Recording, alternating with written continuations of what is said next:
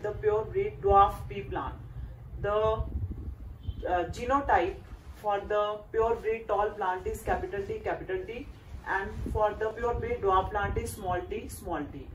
When in the F1 generation, what we will see that when the gametes will be formed, they will be having the same genetic constitution of capital T, and the pure breed dwarf plant will produce the genetic constitution of small t and small t. When both of them they cross, they will be forming the genetic constitution of capital T and small t. So one of the factor is dominant, and this dominant factor of the tallness will suppress the effect of the recessive gene. So all the plants in the F1 generation, that will be the tall plant, and their genotype will be capital T and the small t. But the phenotype, which is the external appearance, all the plants will be the tall plant. So this is all the genetic constitution for the F1 generation. When these F1 generation plants, they are selfed. In order to get the progeny for the F2 generation, the genetic constitution will be capital T and the small t. That is, they are hybrid tall.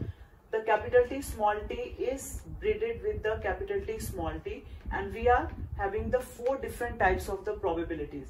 First, capital T, that is the pure breed tall plant, and we are having the 2 genotypes as capital T and small t, and 1 genotype as small t and the small t. So we are having the 3 types of genetic constitutions, that is capital T, small t and the small t. Capital T will be the 1 plant, that will the pure breed tall, and capital T small t will be the 2 plants, and the small t will be the 1 plant. From this cross, what we conclude that there are some type of the factors which are showing their effect in one generation, and some factors they are showing their effect in the next generation. For example, the recessive trait that is not able to show its effect in F1 generation because the dominant gene will suppress the effect of the recessive gene. So all the plants will be the tall. But when the plants of the F1 generation they are self, then in the F2 generation some plants will be dwarf. So that means the some traits are inherited, but they may not be expressed because of the presence of the dominant gene. So the traits are inherited but may not be expressed. That is in the case of the recessive gene. From the monohybrid cross, what we will conclude that the recessive gene will show its effect only in its identical condition. But if one of the factor or the gene is of the dominant, then all the dominant gene character will be shown. For example, here we have taken the character as the height of the pea plant, and the trait is the tallness and the dwarfness. So the capital T factor, if it is present, that will be suppressing the effect of the small t, and all the plants will be tall in the F1 generation, but the dwarfness gene will be showing its effect in the F2 generation, and we are getting the genetic constitution of 1:2:1. That is the genotypic ratio for the F2 generation for the monohybrid cross, and the phenotypic ratio will be 3:1. We will take one more example for the monohybrid cross. In this we will have the different character, that is the color of the seed of the pea plant. That in the homozygous condition the genotype will be capital Y and the capital Y, and in the recessive homozygous condition will be the small y and the small y. So the 2 gametes which will be formed from the homozygous dominant genotype will be capital Y, and from the homozygous recessive will be small y and the small y. So when they cross with one another, we are having the only one type of the genetic constitution in the F1 generation, that is capital Y and the small y. Because this capital Y factor is dominant, so it will be suppressing the effect of the small y. The small y color is responsible for the green color, and the capital Y is responsible for the yellow color. Because the capital Y is present, so it will be suppressing the color of the green color, and all the plants will be, all the seeds which are produced, that will be the yellow in color in F1 generation because of the effect of the dominant gene. Because the dominant gene is able to show its effect in the F1 generation. Secondly, you have to draw the F2 generation for this yourself, as we have already drawn for the tall and the dwarf condition. We are getting the capital T small t genotype over there, and here in the F1 generation the genotype is capital Y and the small y in the heterozygous condition. So when capital Y and the small y they are cross breed with themselves. For the F2 generation, we are having the three different types of the combinations, that is capital Y, small y, and the small y and the small y. In F2 generation, we are able to see the homozygous recessive condition, and the phenotypic ratio will be 3:1. The 3 plant will be having the yellow seed and the 1 plant will be having the green seed. But the genotypic ratio will come, that will be 1:2:1. That is, one genetic constitution of the plant of the yellow color seed will be capital Y, and the 2 plants will have the genetic constitution of capital Y and the small y, and the 1 plant will have the genetic constitution of small y and the small y. So the recessive one will be showing its effect in the F2 generation, which is not showing its expression in F1 generation because of the presence of the dominant gene of the yellow color seed. So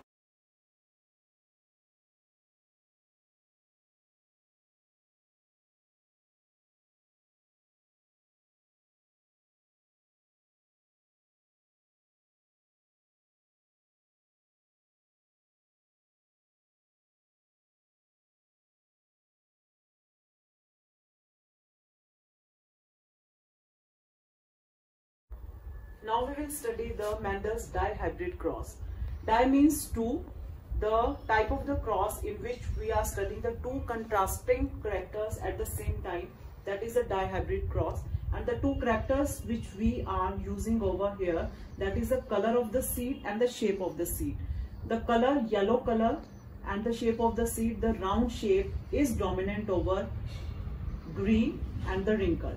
The genotype for the yellow and the round, as it is a pair factor, it will be the capital Y, capital R, and the genotype for the recessive condition for green wrinkle will be small y, small r. The 2 gametes which will be produced from this genetic constitution will be capital Y, capital R, and from this genetic constitution will be small y and the small r. So when they fuse together, they will be forming the plants with the genotype capital Y, capital R, and the small r. Now here we are having the 2 different types of the dominant gene. As one capital Y is present, so the color of the seed will be yellow, and one capital R factor is present, that means the shape of the seed will be the round. So all the plants which will be produced in the F1 generation will be having the same genetic constitution of capital Y, capital R, and the small r. From this genotype, we are having the 4 different probabilities of the gamete, and these 4 different probabilities, when they combine together, they will be giving us 16 different combinations. And what we will be having, that the dominant gene will be showing its effect and the presence of the recessive gene, and the recessive gene will be showing its effect only if it is coming in the identical condition. As over here, the small r and the small r, when they come together, then only the seeds will be wrinkled, and when the small y and the small y, they come together, then only the seeds will be the green seed. From this, how we give the color and the shape of the seed is, one capital Y is present, one capital R is present, so it will be yellow round. Here also it is yellow round. So we will see that there will be the 9 type of the combination in which the yellow round seeds will be produced, and from this diagram you will see that there will be the 3 green colored seeds which will be the round because of the presence of capital R factor. So there will be the 3 combinations where the seeds will be round but they will be green, but there is only one type of the seed which is wrinkled and which is green. So what will be the genotypic ratio for the Mendel's dihybrid cross?